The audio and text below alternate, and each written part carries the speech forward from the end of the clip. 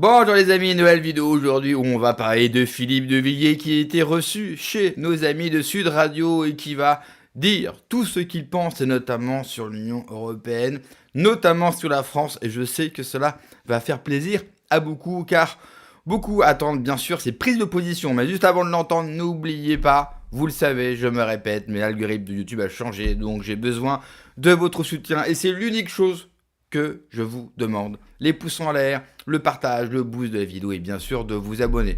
On écoute des Philippe de Villiers et on en parle juste après. Notre industrie, c'est-à-dire que la désindustrialisation. Moi, je me souviens, je venais chez vous à l'époque, vous m'interviewiez sur la question des délocalisations. Oui. Bon, tout a commencé avec Maastricht. Avec Maastricht, on a décidé de s'ouvrir au marché mondial et de substituer le marché mondial au marché national.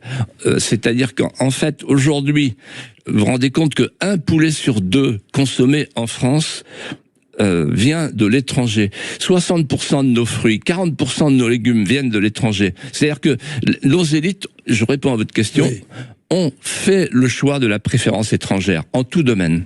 Mais vous dites dans Populicide de Philippe de Villiers qu'il, au fond, il faudrait sortir de l'Europe aujourd'hui. Vous savez, on appelle ça le Frexit. On a bien compris que c'était juste impossible. Notre destin, désormais, est lié à celui de l'Union européenne. Ça paraît irréaliste comme proposition. D'autres l'ont fait. Oui. Les Anglais l'ont fait. La Grande-Bretagne. Oui. Attendez, alors je vous explique. Qu'est-ce que la souveraineté? La souveraineté, c'est la compétence de la compétence. La souveraineté était définie par Jean Bodin, le grand légiste, comme le caractère d'une puissance qui ne relève d'aucune autre. Comment parler de politique quand un pays n'a plus la maîtrise de ses frontières, de ses lois, de son budget, de sa monnaie, de son commerce, de son agriculture, de sa défense? Que reste-t-il? Vous savez combien de lois sont autonomes, de lois nationales? Il y a 17% des lois qui sont autonomes. Oui, tout se passe à Bruxelles. Tout se passe à Bruxelles. Et dernier exemple, Jean-François Aquili, oui, le permis de conduire. C'est-à-dire que l'Union européenne, en fait, c'était des compétences de délégation au départ. Et maintenant, c'est une compétence d'ordre général. L'Union européenne vient fouiller dans nos vies. Demain, l'identité numérique. Vous savez ce que c'est que l'identité numérique européenne? Ça veut dire que vous, Jean-François Aquili, vous aurez un profil algorithmique et on saura tout de vous. Bruxelles saura tout de vous, de ce que vous achetez, de ce que vous mangez, etc., etc. Alors, et donc, oui, en fait, Bruxelles est devenu un système totalitaire. Vous dites système totalitaire, vous comparez ça à la Chine d'ailleurs, hein, on n'aurait rien envie à la Chine. Philippe de Villiers, vous parlez beaucoup d'immigration dans Populicide. Il y a cette pétition qui est close désormais, qui revendique 1 900 000 signataires. Alors vous savez que la pétition a été un petit peu quand même mise en cause, hein, puisqu'il n'y a pas le système de double signature, de validation des adresses mail. Je ne sais pas ce que vous répondez d'ailleurs à vos détracteurs là-dessus, sur la pétition en question. Qu'est-ce que vous allez en faire au juste ? La pétition... Qui demande un référendum sur l'immigration. Oui, d'abord on va la continuer. Et ensuite... Mais quelle est la question posée? La question posée, elle est simple. Est-ce que le peuple français peut reprendre les clés? Puisque les politiciens ne veulent pas affronter le problème de l'immigration. Les politiciens ne veulent pas entendre ce que dit le peuple. Les politiciens ne veulent pas comprendre ce que comprend le peuple français. Alors, le peuple français dit, rendez-nous les clés, c'est-à-dire posez-nous la question, qui a le droit d'entrer en France? Qui doit repartir de France? Voilà.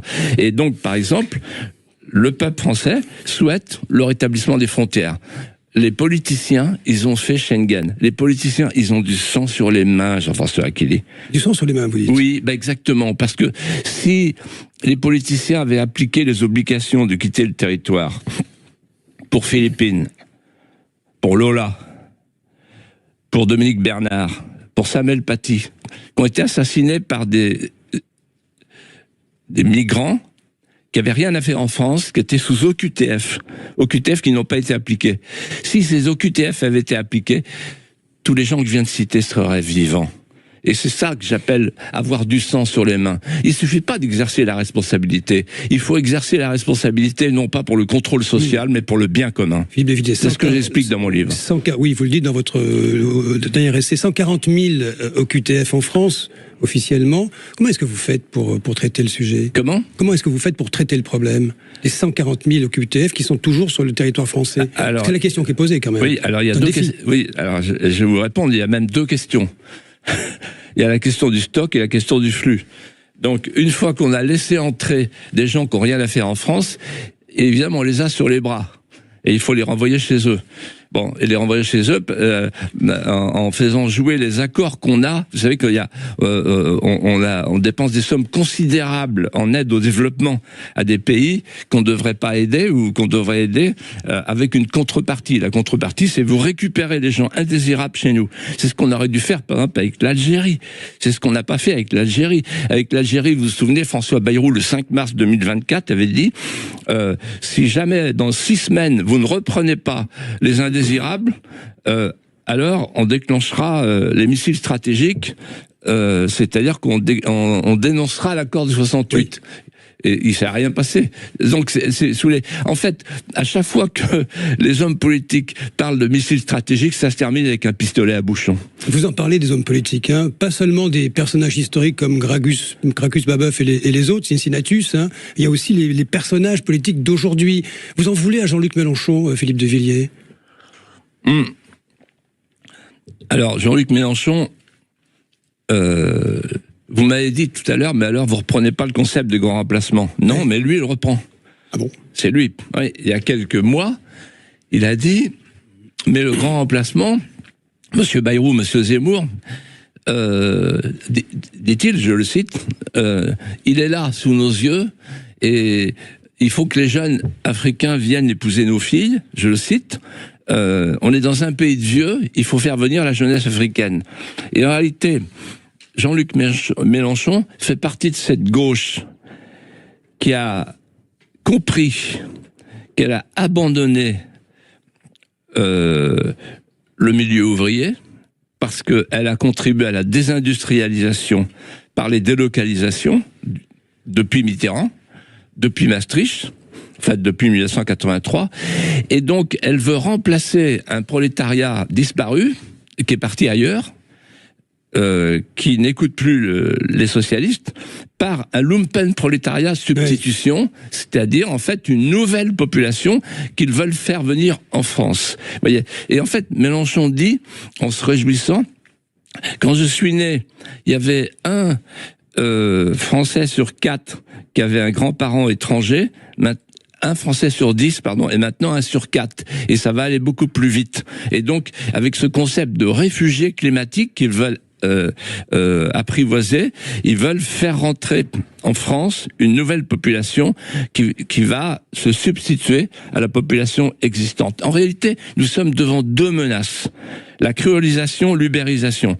La créolisation, c'est Mélenchon, c'est-à-dire en fait, on garde le territoire, on garde la toponymie, on garde l'hexagone, mais on change la population, on fait entrer une population nouvelle, ce qu'il appelle la créolisation.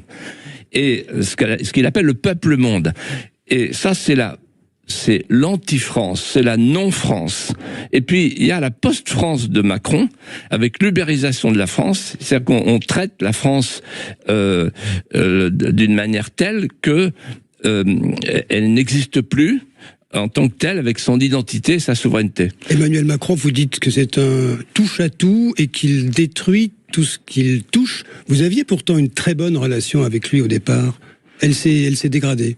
Oui, elle s'est dégradée le jour où j'ai compris qu'en réalité, il était en train d'abîmer l'État, d'abîmer la nation, d'abîmer la société.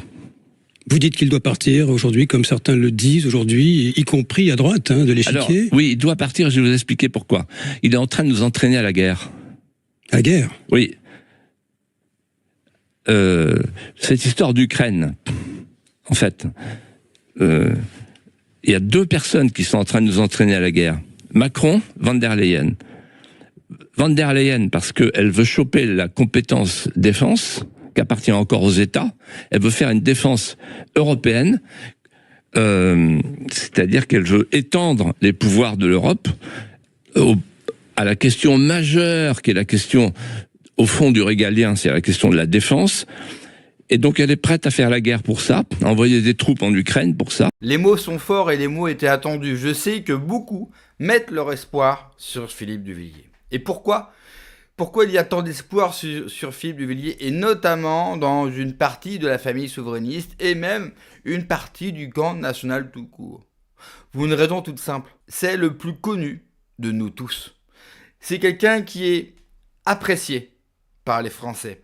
C'est quelqu'un qui, globalement, dans le camp national, est apprécié par tous. Et puis, c'est un des rares personnages, pour ne pas dire l'unique personnage de la droite française qui, le jour où il disparaîtra, et bien sûr le plus tard possible, laissera une trace indélébile, notamment le Puy du Fou.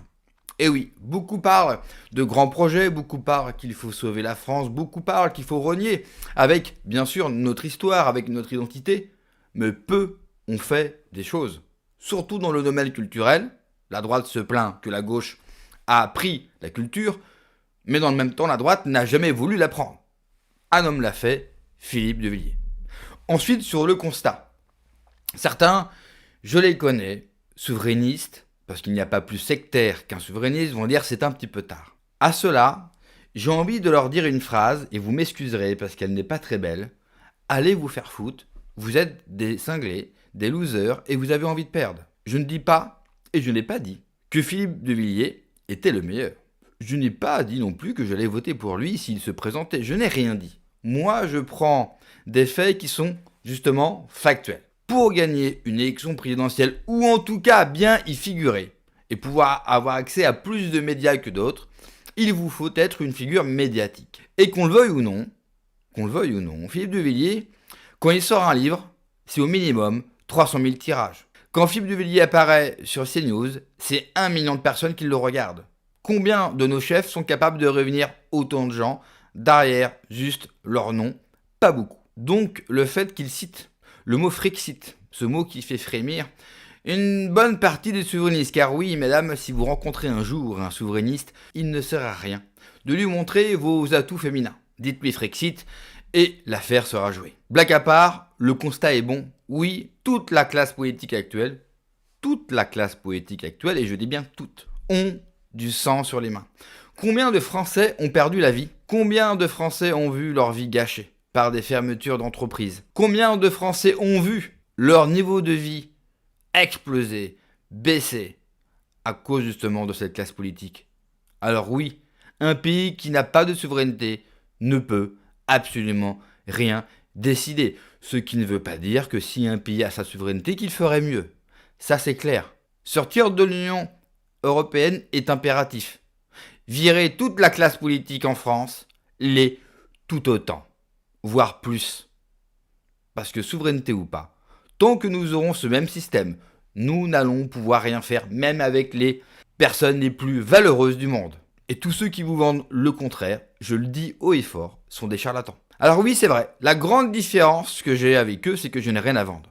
J'ai pas un parti à vous vendre, j'ai pas un livre, j'ai pas de mug, je ne vous demande rien. La seule chose que je vous demande à chaque vidéo, c'est le pouce, partage, de vous abonner. Juste ça. Et si certains, et d'ailleurs certains le font et je les remercie, veulent m'aider sur Tipeee, vous avez les liens, vous êtes assez grand pour pouvoir le faire, pour prendre votre décision. Je n'ai pas à vous vendre tous les jours quelque chose. Et le dernier point que j'aimerais évoquer, c'est évidemment le risque de guerre. Nous avons entendu nos responsables de l'armée prendre la parole ces derniers jours, et notamment un qui est carrément venu en treillis sur RTL pour répondre à des questions.